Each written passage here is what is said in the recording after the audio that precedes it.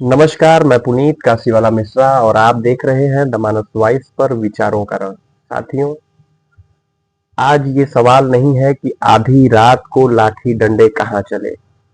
आज ये सवाल देश के भीतर ये है कि अराजकता पैदा करने का ये पैटर्न अचानक क्यों तेज हो गया।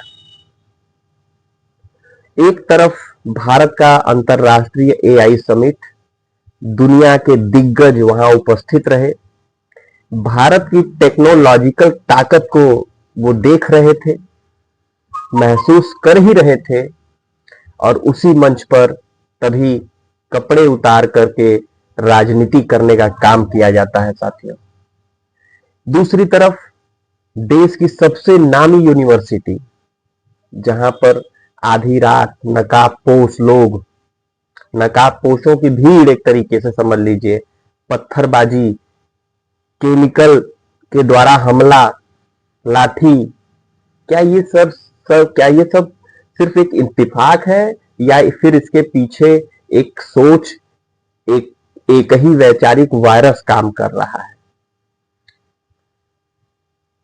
एआई समिट कोई आम कार्यक्रम नहीं था, ये बहुत बड़ा कार्यक्रम था और वो कोई पार्टी का, किसी पार्टी का काम कार्यक्रम नहीं था।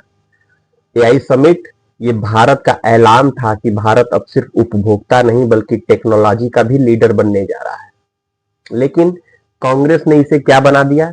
एकदम सस्ती हेडलाइन, घटिया प्रदर्शन, जिसकी इतनी निंदा जितनी भी की जाए कम है। प्रधानमंत्री नरेंद्र मोदी जी ने कहा कि वैसे ही सभी देशवासी जानते हैं कि कांग्रेसी नंगे हो चुके हैं, तो फिर कपड़े उतारने की जरूरत क्या पड़ी? ये हमारे प्रधानमंत्री जी ने कहा। और इससे इस घटना से क्या हुआ कि हमारे देश की अंतरराष्ट्रीय छवि में दाग लगा। भारत को शर्मिंदा होना पड़ा, एक तरीके से समझ लीजिए।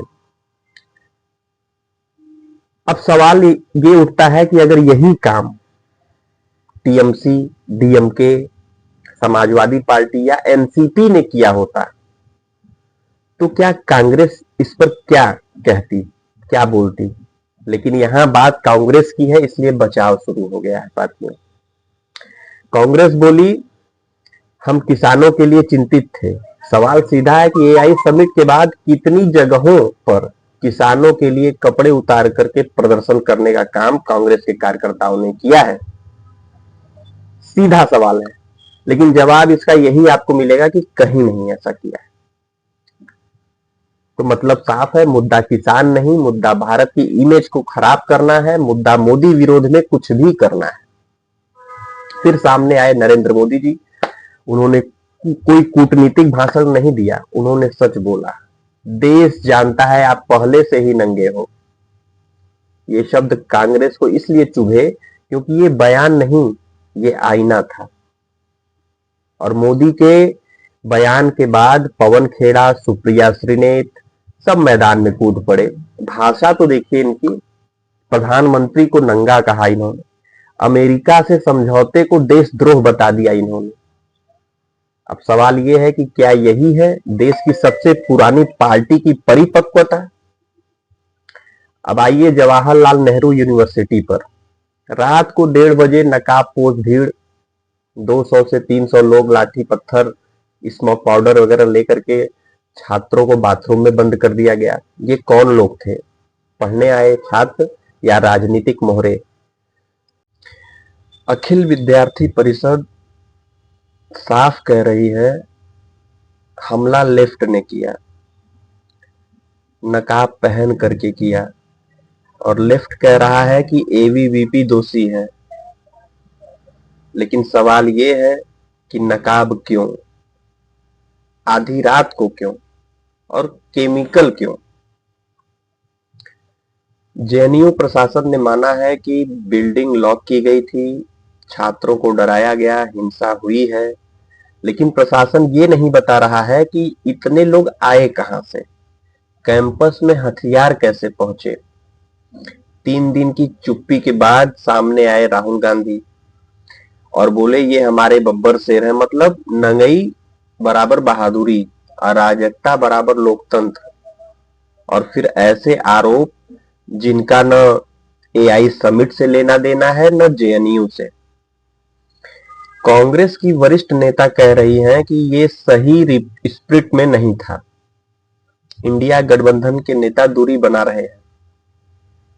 यहां तक चर्चा शुरू हो गई कि क्या नेतृत्व बदले, क्या कमान ममता बनर्जी को दी जाए। देश अब समझ चुका है कि ये आंदोलन नहीं, ये सुनियोजित अराजकता है। ये विरोध नहीं, भारत की छवि पर हमला है।